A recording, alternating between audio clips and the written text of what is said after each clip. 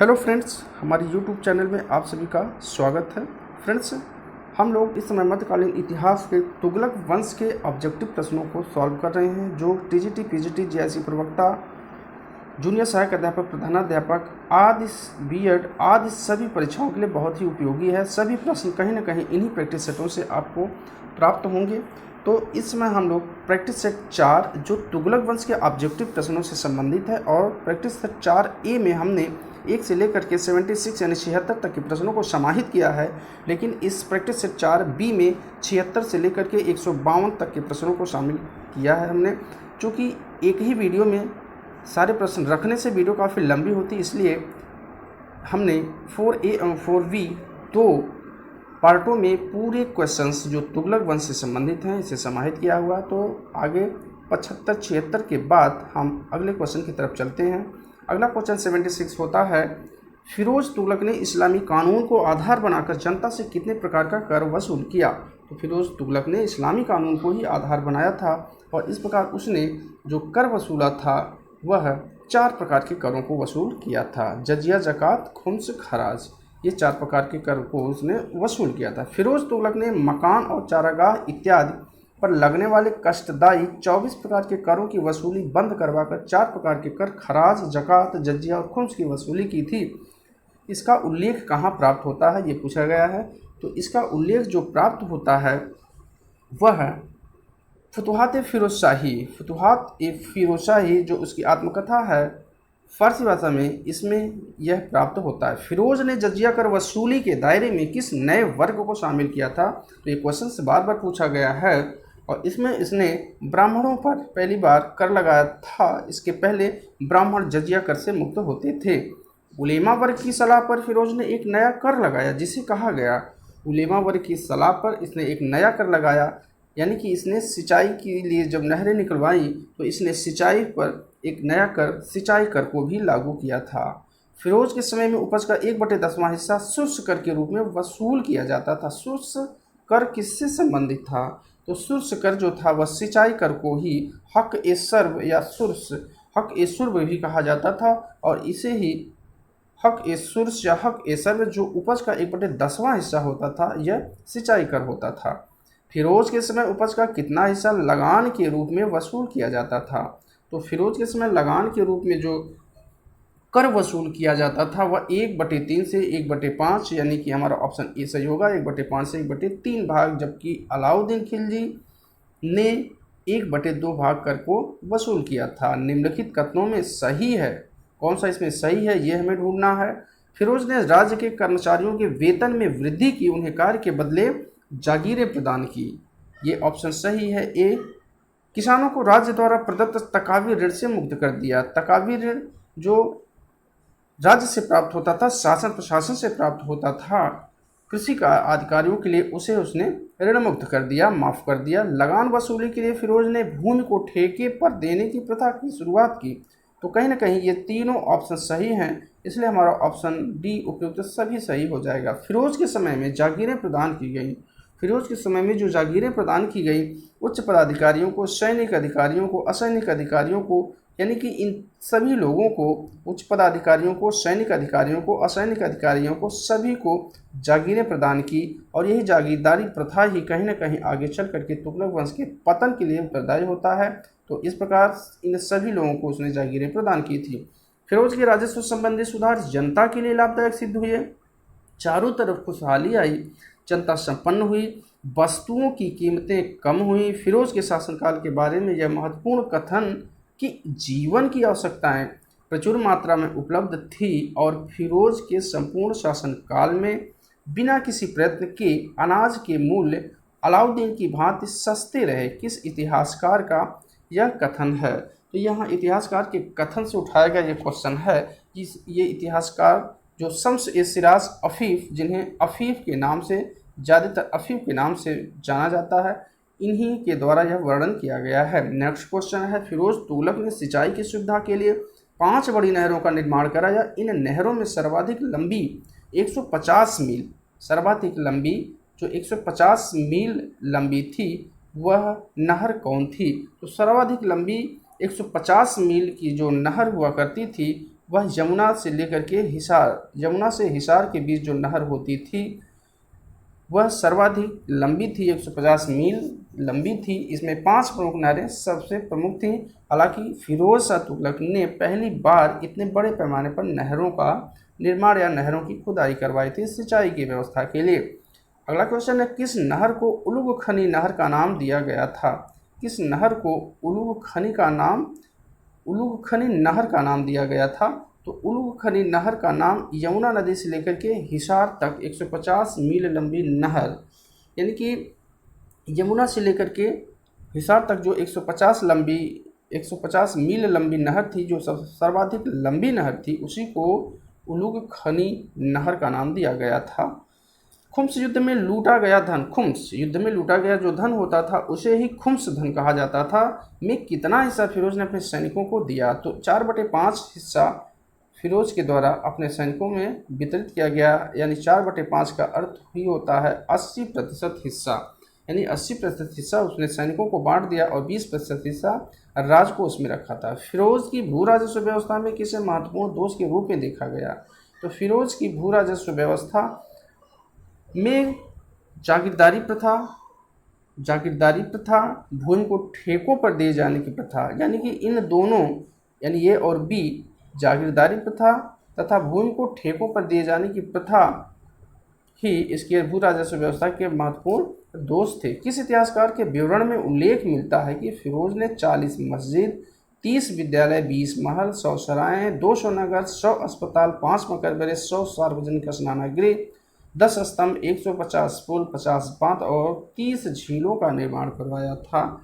तो ऐसा वर्णन किसके द्वारा किया गया है? तो वो फरिश्ता लेखक हैं, इनके द्वारा यह कहा गया है। फिरोज तुगलक द्वारा बनवाए गए नगर फतेहाबाद, हिसार, फिरोजाबाद, फिरोजपुर तथा जौनपुर, इसने लगभग 300 नगरों को बसाया था, स्थापित किया था। किसने? फिरोज शाह तुगलक ने। लेकिन उन 300 में ये 5 नगर फतेहाबाद, फिरोजाबाद, फिरोजपुर, हिसार तथा जौनपुर सर्वाधिक प्रसिद्ध थे, और इसमें भी उसे सर्वाधिक जो प्रिय था वह यमुना नदी के तट पर स्थित जो था फिरोजाबाद, जो फिरोजाबाद नगर था, यह उसे सर्वाधिक प्रिय था फिरोज शाह तुगलक को।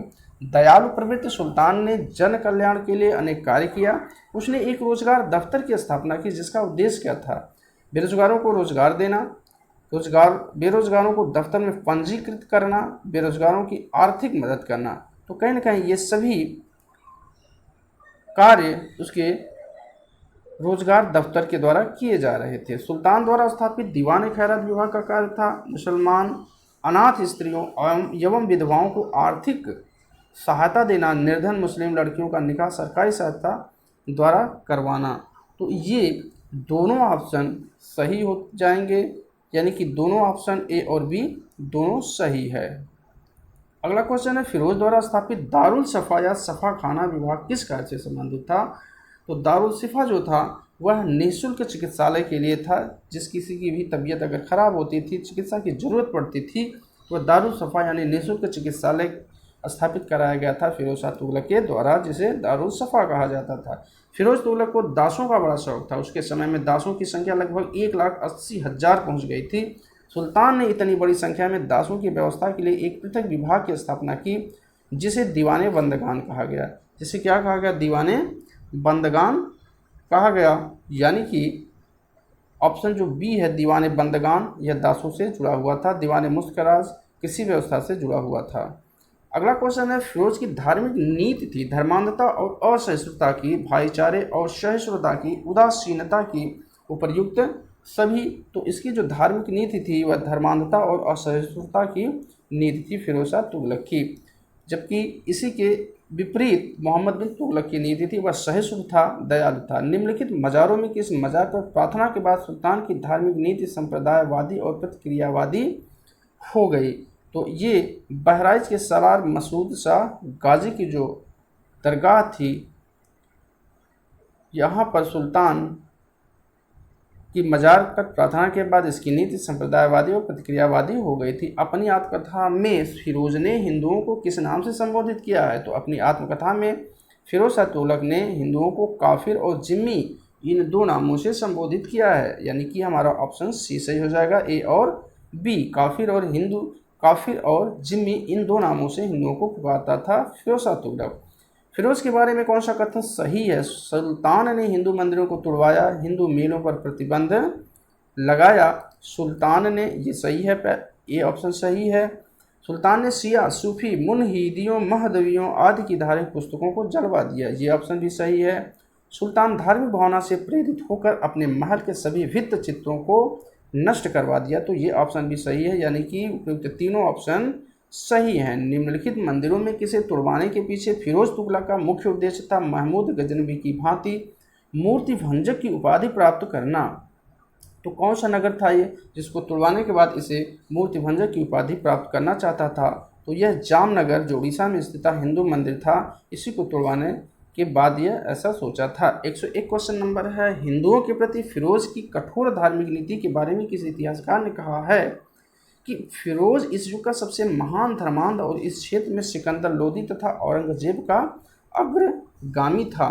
तो ये विद्वान हैं आरसी मजूमदार। आरसी मजूमदार ने इसके संबंध में ऐसा वाक्य वर्णित किया है। अगला क्वेश्चन है, फिरोज तुगलक द्वारा किए गए सैन्य अभियानों का उद्देश्य था।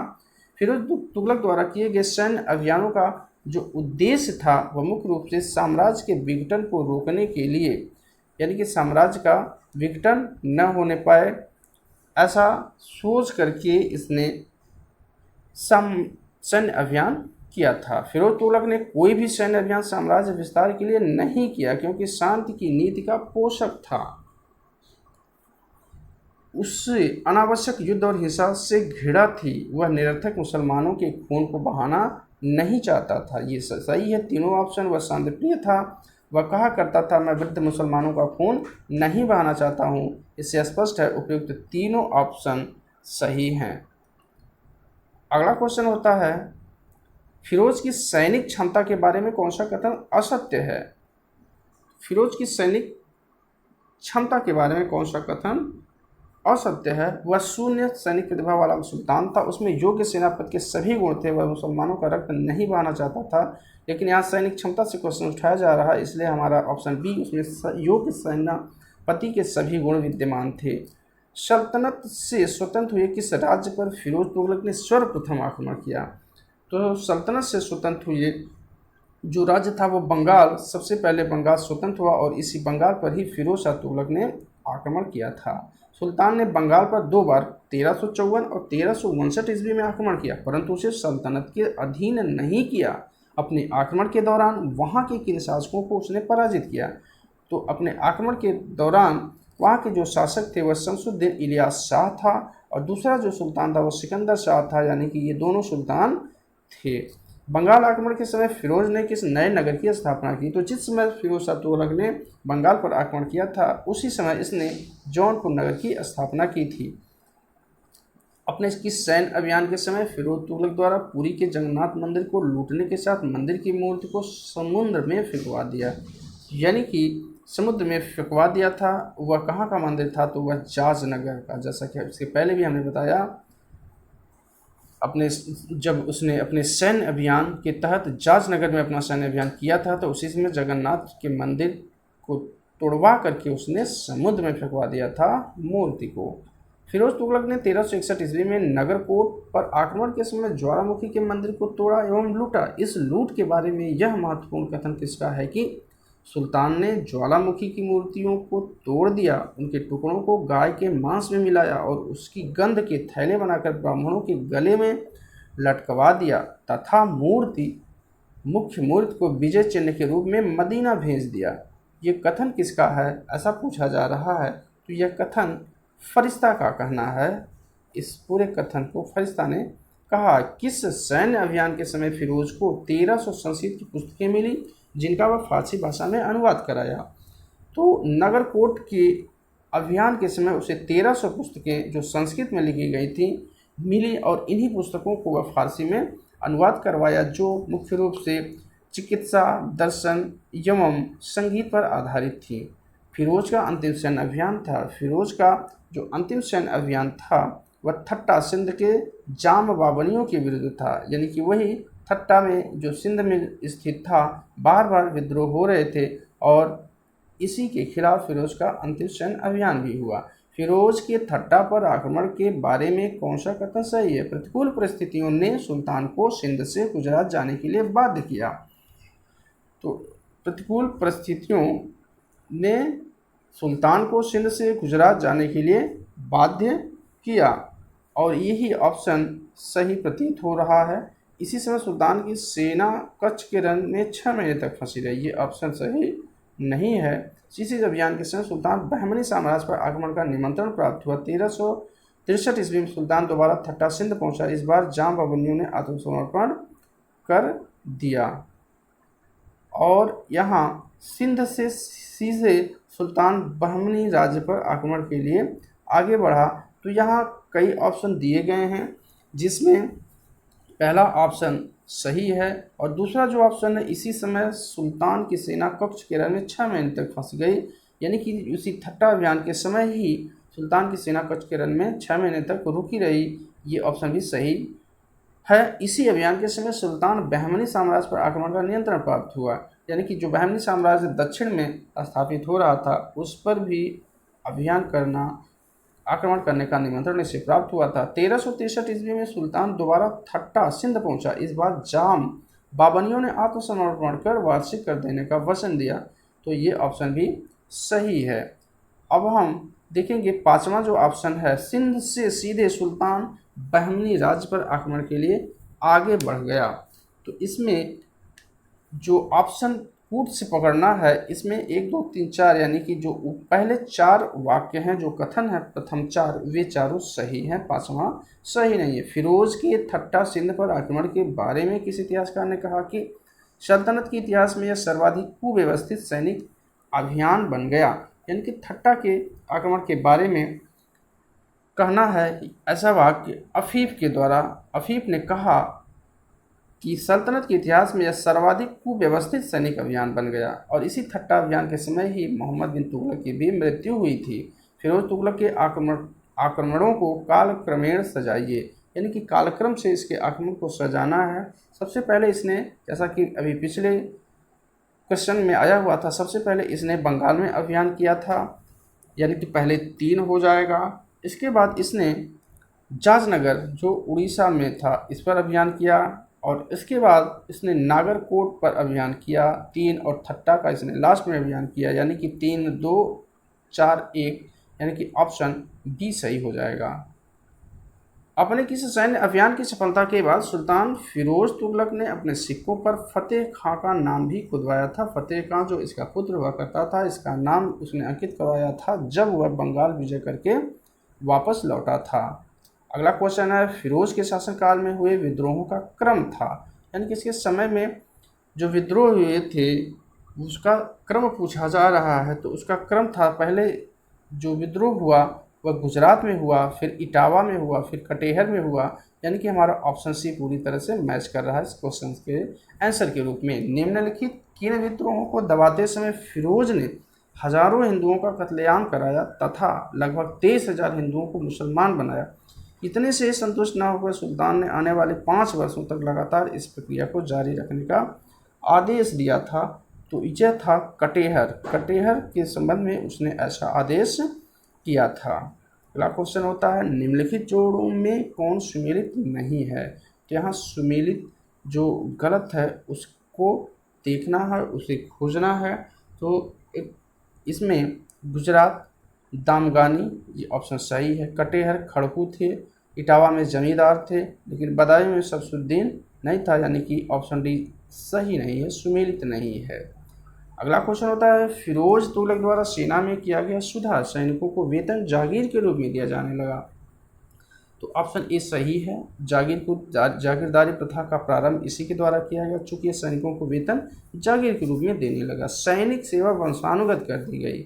यह भी जिन चीज़ों को मोहम्मद बिन तुगलक तथा अलाउद्दीन खिलजी ने समाप्त किया था, उन्हीं चीज़ों को कहीं न कहीं फिरोज शाह तुगलक लागू कर रहा है। यदि कोई सैनिक वृद्धावस्था के कारण मैदान में लड़ने योग्य नहीं है तो उसके स्थान पर उसका पुत्र अथवा दामाद या दास लड़ाई में हिस्सा ले सकता था। तो यह भी सही है, यानी कि तीनों ऊपर के तीनों कथन सही हैं फिरोज शाह तुगलक के संबंध में। सैनिकों का पद वंशानुगत हो जाने का प्रभाव सेना पर किस रूप में पड़ा? सैनिकों का पद वंशानुगत हो जाने का प्रभाव सेना पर किस रूप में पड़ा था? तो ये सेना में अनुशासन तथा भ्रष्टाचार में वृद्धि हो गई। चूंकि जब वंशानुगत पद हो जाएगा तो कहीं ना कहीं योग्यता पर प्रभाव पड़ेगा और सेना में अनुशासन तथा भ्रष्टाचार में वृद्धि हुई। सल्तनत की सेना में अयोग्य एवं अनुभवहीन सैनिकों की संख्या बढ़ गई। सैनिक सेवा वंशानुगत कर दिए जाने के कारण सेना में योग्यता का कोई स्थान नहीं रह गया। यानी कि उपयुक्त ये तीनों कथन ही सही हुए। सेना को वंशानुगत, सैनिकों का पद वंशानुगत करने के फलस्वरूप। अगला क्वेश्चन होता है, फिरोज के समय उद्योग धंधों के विकास के लिए करीब 36 प्रकार के कारखानों की स्थापना की गई, जिन्हें कहा जाता था। 36 प्रकार के जो कारखाने स्थापित किए गए उन्हें रातवी एवं गैर रातवी दो भागों में डिवाइड किया गया था। अगला क्वेश्चन होता है, फिरोज के समय की आर्थिक स्थिति के बारे में कौन सा कथन सही है? व्यापारियों पर से अनेक प्रकार के कर हटा लिए गए। आर्थिक सुधारों से सामान्य जन को राहत महसूस हुई, ये भी सही है। व्यापारियों पर से अनेक प्रकार के कर हटा लिए गए, आर्थिक सुधारों से सामान्य जन को राहत महसूस हुई। कारीगरों फिरोज के समय के वेतन अलाउद्दीन के समय से अधिक थे। यानी कि ये जितने भी ऑप्शन हैं ये तीनों ऑप्शन सही हैं। इतिहासकार अफीफ के अनुसार फिरोज ने 6 जीतलों सह जीलतों के बराबर एक विशेष सिक्का, यानी यहाँ 6 जीतल है, इस प्रिंट हुआ है प्रिंटर के माध्यम से, प्रिंटर के द्वारा। तो यहाँ इतिहासकार अफीफ के अनुसार फिरोज ने 6 जीतल के बराबर एक विशेष सिक्का जारी किया, जिसे कहा जाता था, जो इसने सिक्का जारी किया था उसे ससगनी नामक सिक्का कहा जाता था। तो ये क्वेश्चन भी कई बार पूछा गया कि ससगनी नामक सिक्का किसके द्वारा जारी किया गया? तो ससगनी सिक्का फिरोज शाह तुगलक के द्वारा ही जारी किया गया था।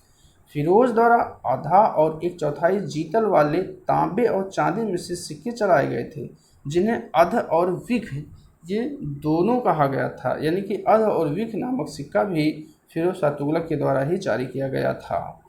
फिरोज द्वारा संरक्षण प्राप्त विद्वान थे जियाउद्दीन बर्नी, शमशेर सिराज अफीफ, ए और बी दोनों फरिश्ता।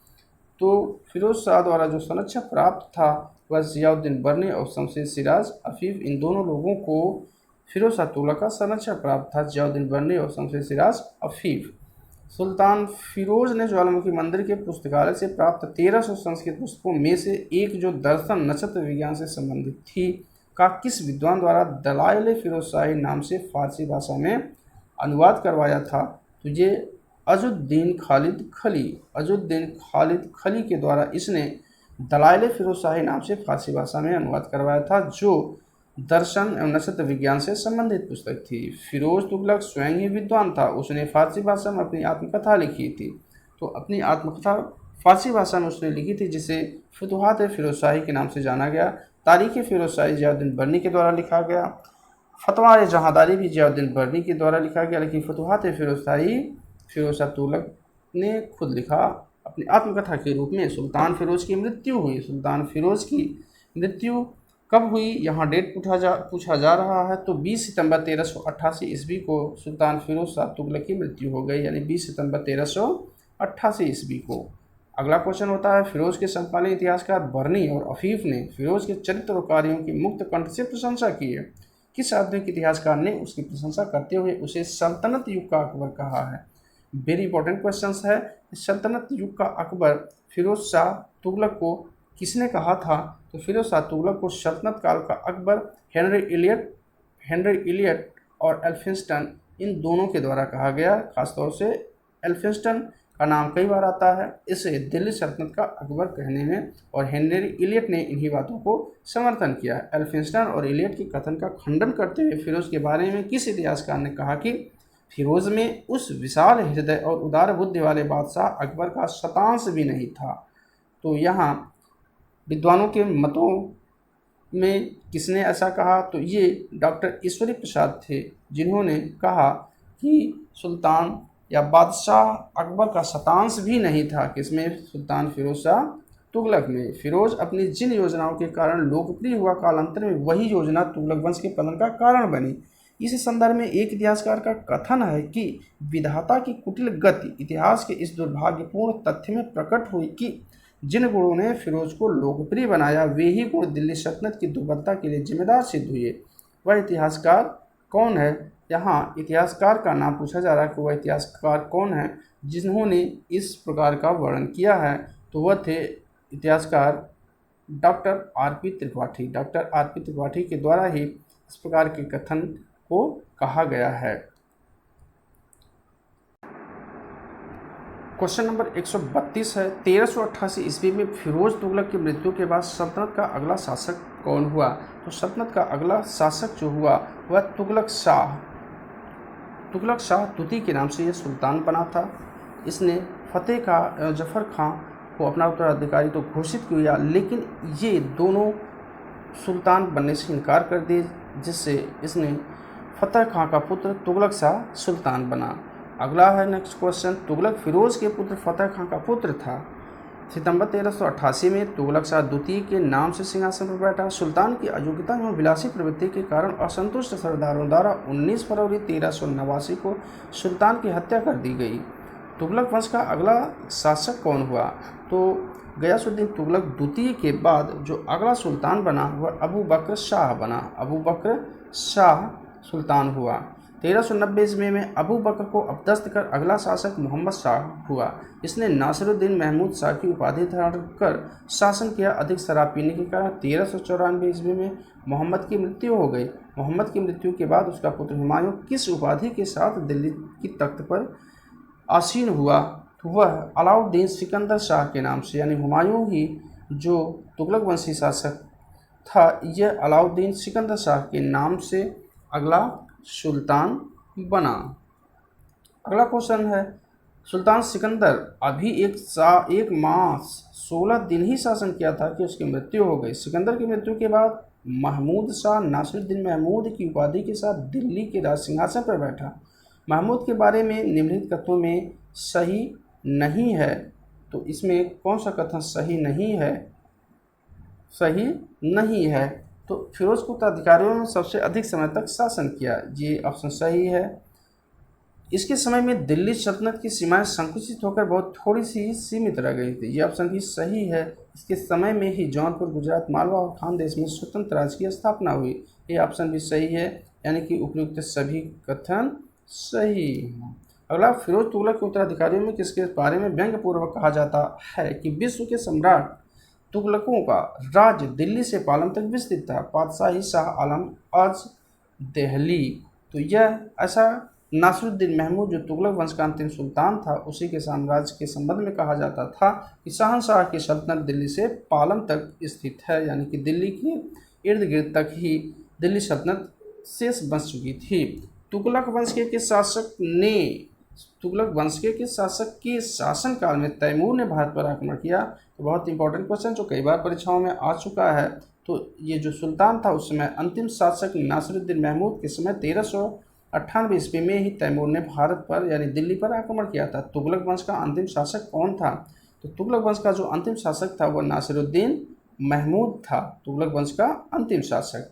तैमूर लंग किस वंश का था? तो तैमूर लंग जो है वह तुर्क की वर्षाला यानी कि तुर्क था, तुर्क जाति से संबंधित था तैमूर लंग।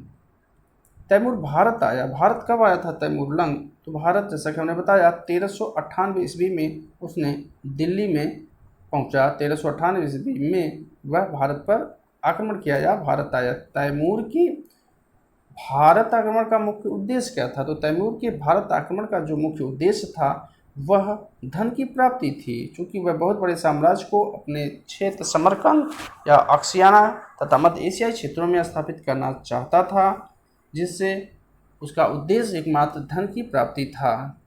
तैमूर को तैमूर लंग क्यों कहा गया? तैमूर लंग, वह लंग नामक एक नस्ल में पैदा हुआ था, वह एक पैर से लंगड़ा था।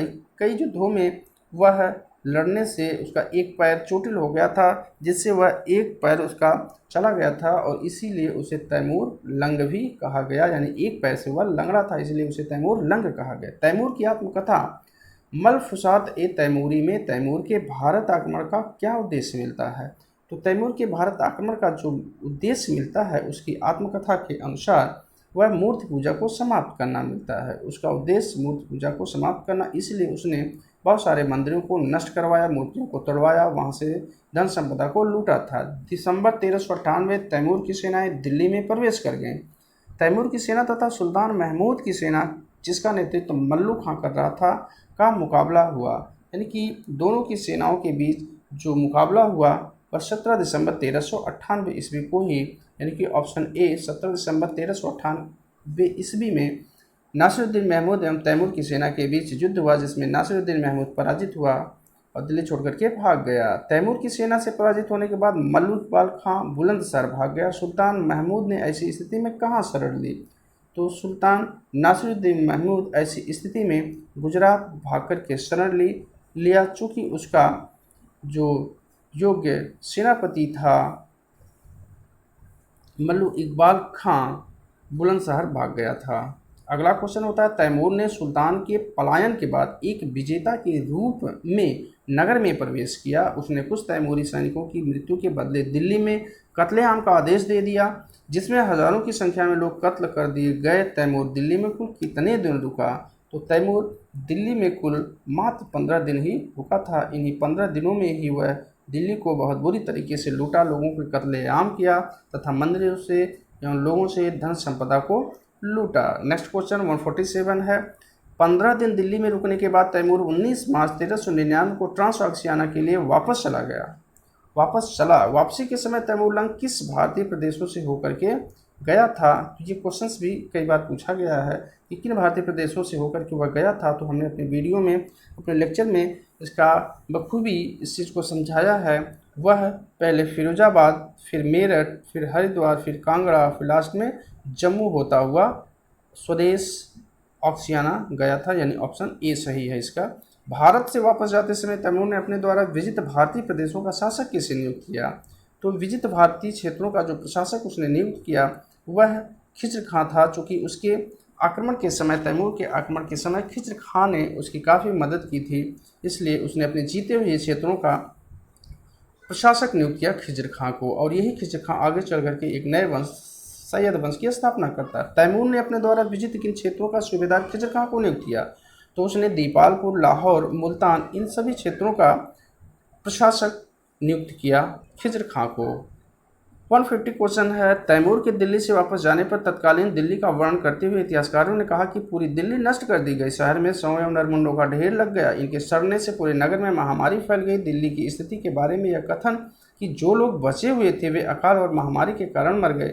2 महीने तक तो दिल्ली में किसी पक्षी ने भी पर नहीं मारा। तो ये विद्वानों का अपना अपना विचार होता है, अपना अपना कथन होता है, और ऐसा कहना था जो विद्वान हैं बदायूनी, उन्होंने इन बातों का वर्णन किया है। 151 क्वेश्चन, तैमूर के आक्रमण का दिल्ली सल्तनत की राजनीतिक स्थिति पर क्या प्रभाव पड़ा?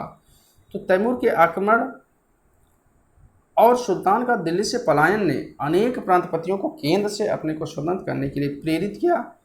ये ऑप्शन सही है। तैमूर का आक्रमण जीर्ण तुगलक वंश पर अंतिम प्रहार था, जो उसके ताबूत की आखिरी कील साबित हुआ। ये भी सही है। तैमूर के आक्रमण ने शक्तिशाली केंद्र के मिथक को तोड़ दिया, यानी कि ये तीनों ऑप्शन सही हैं। चूँकि वैसे भी तुगलक वंश के उत्तरा जो परवर्ती सुल्तान थे काफ़ी कमज़ोर थे, अयोग्य थे, और इस पर भी तैमूर के आक्रमण ने इनकी बची खुची शक्ति को, इनकी सत्ता को, यानी तुगलक वंश की सत्ता को ही पूरी तरह से समाप्त कर दिया। तो अब हम इस तुगलक वंश के प्रैक्टिस सेट 4B के अंतिम क्वेश्चन की तरफ चलते हैं। तुगलक वंश के पतन के कारणों में कौन सही है? तो तुगलक वंश का जो पतन हुआ वह साम्राज्य की विशालता, राष्ट्रीयता का पूर्ण अभाव, स्वेच्छाचारी एवं निरंकुश राजतंत्र, ये सभी कारण कहीं न कहीं तुगलक वंश के पतन के लिए जिम्मेदार हुए, यानी कि हमारा ऑप्शन सभी हो जाएगा। तो इस प्रकार मित्रों, स्टूडेंट्स, ये तुगलक वंश पर आधारित कुल 76 क्वेश्चन जो पार्ट बी में तथा पार्ट ए में 76 क्वेश्चन जो सभी परीक्षाओं के लिए बड़े उपयोगी हैं। आने वाली सभी परीक्षाओं में क्वेश्चन इन्हीं में से ही उठाए जाएंगे, और इस टॉपिक के किसी भी क्वेश्चन को हमने छोड़ा नहीं है। कई किताबों से मटेरियल लेकर के, कई किताबों से प्रश्नों को समाहित किया है, और वे ही प्रश्न समाहित किया गया है जो लगभग परीक्षाओं में आते हैं और आए हुए हैं। तो अगली वीडियो हमारी अब सैयद वंश से जुड़ करके रहेगी।